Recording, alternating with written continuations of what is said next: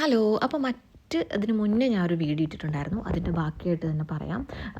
അതായത് ഇവിടെ വിസിറ്റിംഗ് വിസയിൽ എത്തുന്ന ആൾക്കാരാണെങ്കിൽ കൂടി നമ്മൾ വിചാരിക്കുന്ന പോലെ നിസ്സാര കാര്യമല്ല ഇവിടെ എത്തുക എന്നുള്ളത്. വളരെ സ്ട്രഗിൾ ആയിട്ടുള്ള കാര്യമാണ്. പിന്നെ ഇവിടെ പിടിച്ചു നിൽക്കുക എന്നുള്ളത് അതിനേക്കാളും സ്ട്രഗിളാണ്. കാരണം ഇവിടെ ലാംഗ്വേജ് ഇറ്റാലിയനാണ്, ഇംഗ്ലീഷ് അല്ല. അപ്പോൾ ഇറ്റാലിയൻ ലാംഗ്വേജിലായിരിക്കും ഇവിടെ നമ്മൾ ഏത് കടയിൽ പോയാലും എന്ത് സാധനം എന്തിനുമായിക്കോട്ടെ, ഹോസ്പിറ്റലിൽ പോയാലും ഇറ്റാലിയൻ സംസാരിക്കണം. അപ്പോൾ ഇംഗ്ലീഷ് സംസാരിക്കുന്നത് വളരെ ചുരുക്കം ആൾക്കാർ മാത്രമാണ്. ഇപ്പോൾ അറിഞ്ഞാൽ കൂടി പറയാത്ത ഒത്തിരി പേരുണ്ട്. ഇവിടെ നമുക്ക് ഇറ്റാലിയൻ അറിഞ്ഞിരിക്കണം. കുറച്ച് കാര്യങ്ങളെങ്കിലും അറിഞ്ഞിട്ട് വരാൻ ശ്രമിക്കുക വരുന്നവർ. പിന്നെയുള്ള കാര്യം എന്ന് വെച്ചാൽ നമ്മുടെ ഇപ്പോൾ കുറേ പേര് ചോദിച്ചിട്ടുണ്ടായിരുന്നു ഇന്ന ജോലി ഇവിടെയുണ്ട്.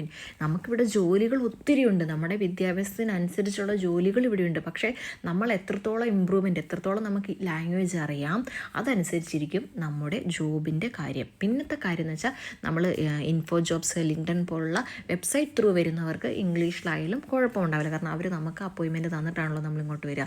അപ്പോൾ അങ്ങനെ ഒത്തിരി പേര് വരുന്നവരുമുണ്ട്. അപ്പോൾ നമ്മൾ ഇവിടെ സാധാരണക്കാരായിട്ട് വരുന്ന ആൾക്കാർ, അതായത് ഏതെങ്കിലും ജോലി ചെയ്യാമെന്ന് വരുന്ന ആൾക്കാർ മാക്സിമം ഇറ്റാലിയൻ ലാംഗ്വേജ് കൈകാര്യം ചെയ്യാൻ പഠിക്കണം. ഇവിടെ വന്നിട്ടാണെങ്കിലും അവർ പഠിക്കാൻ നിർബന്ധിതരാണ്. കാരണം ഒത്തിരി പേര് ഇവിടെ വന്നിട്ടുള്ളത് പഠിച്ചുകൊണ്ടൊന്നുമല്ല. ഈ കെയർ കീപ്പർ ജോലി ചെയ്യുന്ന ഒത്തിരി പേർക്ക് അറിയത്തില്ല. ഇവിടെ വന്ന് പഠിച്ചവരാണ് പകുതി പേരും.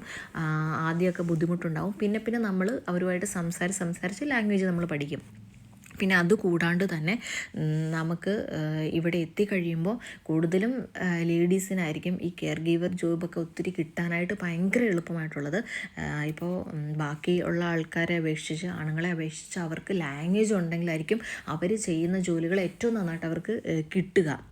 അതുപോലെ തന്നെ ഞാൻ നിൽക്കുന്ന ഏരിയയിൽ കൂടുതലും കപ്പൽ നിർമ്മാണമൊക്കെ ആയിട്ട് ബന്ധപ്പെട്ട ഒരു സ്ഥലം കേട്ടോ കൂടുതലും. അപ്പോൾ ഇവിടെ ഏറ്റവും കൂടുതലുള്ള ആൾക്കാരെന്ന് പറയുന്നത് ബംഗാളിൽ നിന്നുള്ള ആൾക്കാരാണ്.